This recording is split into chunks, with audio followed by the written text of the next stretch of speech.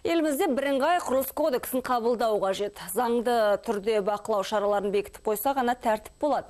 Бүгін өңірлік даму министрлігінің алқа отырысында премьер-министрдің бірінші орынбасары осылай мәлімдеді. Министрлікке айдың соңына дейін құрылыс нормаларына қатысты ұсыныстарды үкіметке тапсыруды міндеттеді.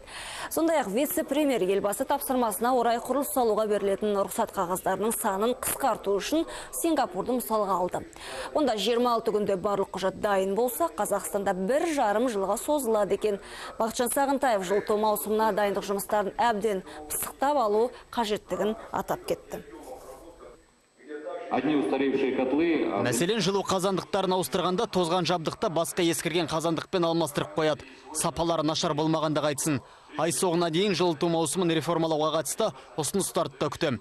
Өйткені 2009 жылы жағармайға деп облыстар 123 миллион теңге сұраса, биыл оның көлемі 1 миллиард теңгеге өсіп кетті. Әлеуметтік мазутқа бұлай ақша сұрай берсе, ертең не болады?